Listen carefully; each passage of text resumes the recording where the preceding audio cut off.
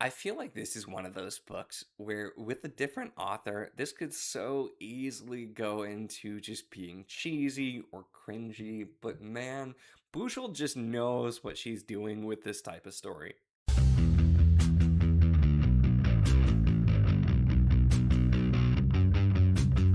Hello and welcome to my channel. In this video, we're going to be talking about Ethan of Athos by Lois McMaster Bujold, which is part of the Vorkosigan saga, but is also kind of a side thing, not following one of the main characters. And in this one, we're following Ethan Athos, go figure. But Ethan is a doctor who delivers babies from uterine replicators and is sent off on a mission to find more after the last bit of ovum that they get are their supplies are dwindling and there's an issue.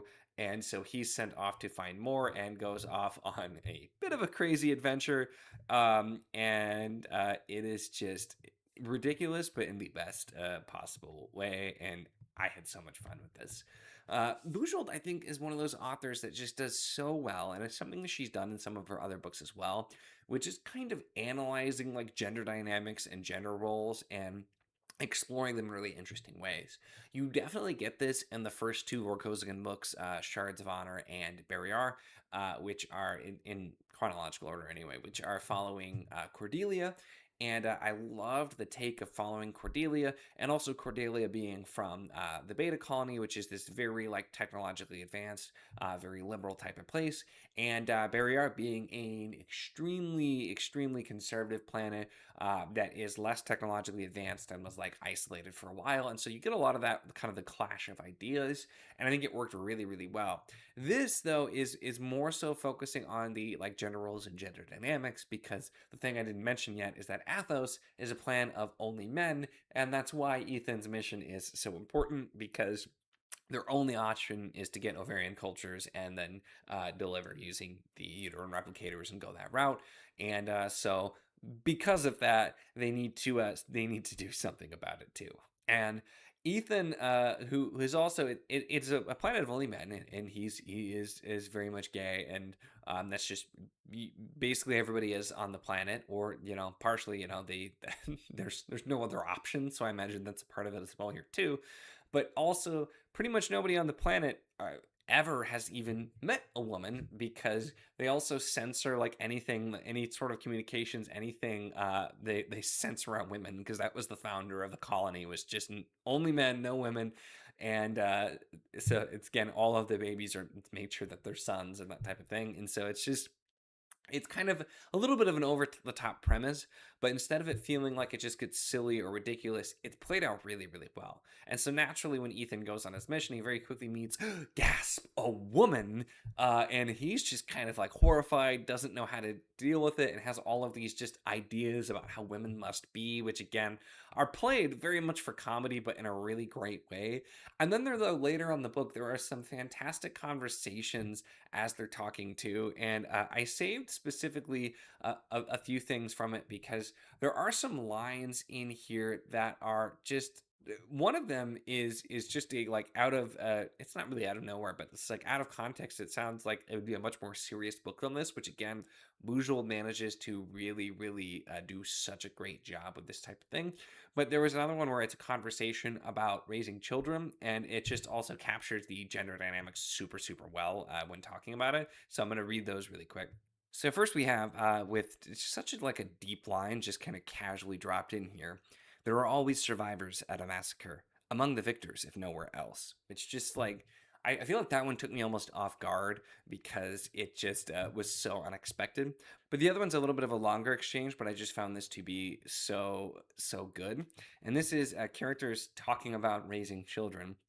And this is between Ethan and another character, and we have, "Oh, certainly you could produce quantities of infants, although it would take enormous resources to do so, highly trained techs as well as equipment and supplies.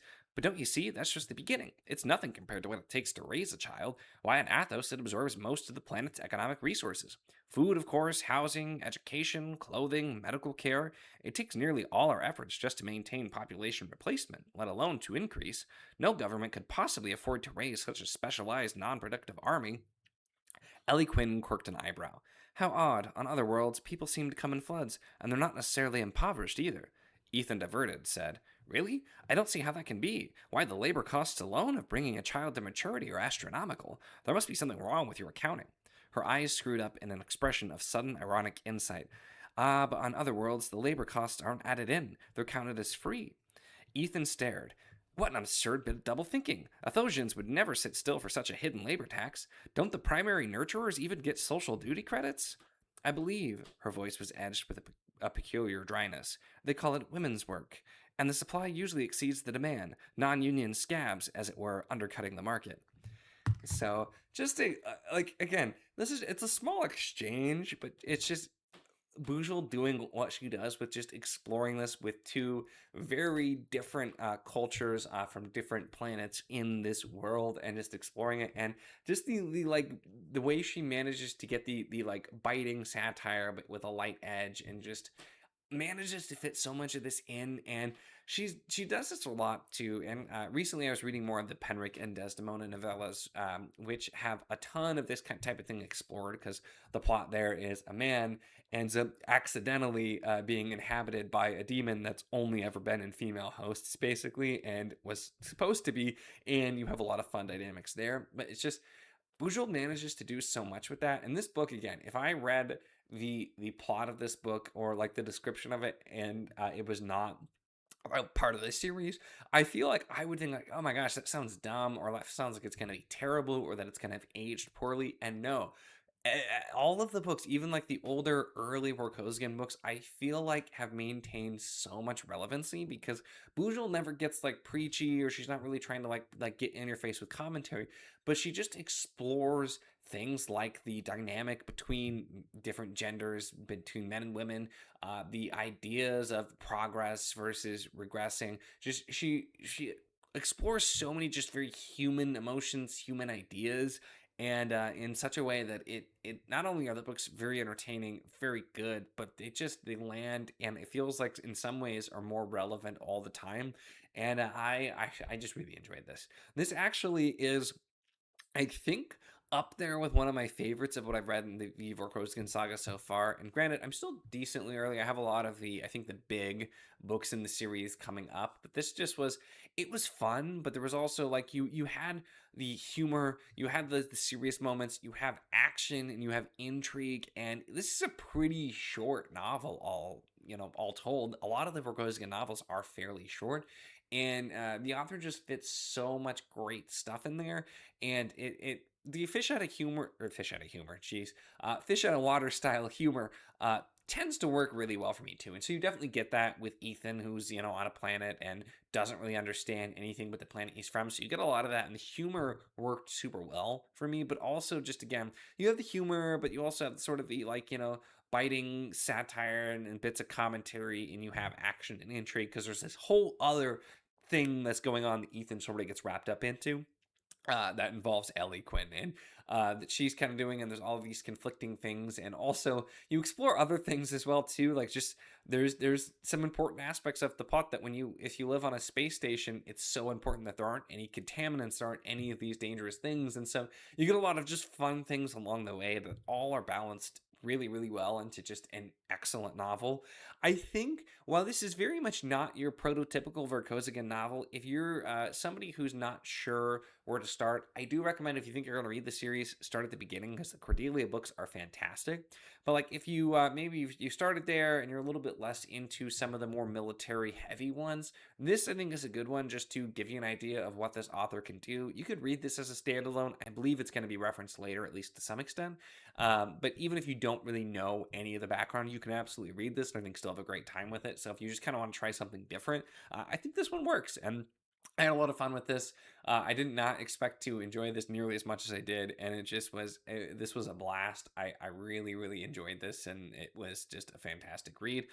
More people should just check out Bujold in general. I know people told me for so long to read Vorkosigan, and I keep being like, yeah, I'll get to it, but I cannot recommend enough. Bujold's a great author. I've enjoyed her fantasy stuff as well, but Vorkosigan is absolutely. I understand why that's the big recommendation, because while I've enjoyed her fantasy, I've enjoyed this series even more, and I'm really excited to continue on, do this whole series, get more of her fantasy, and just keep reading more from her in general. Because Bujold is definitely, I think, an author who deserves to be talked about a whole lot more.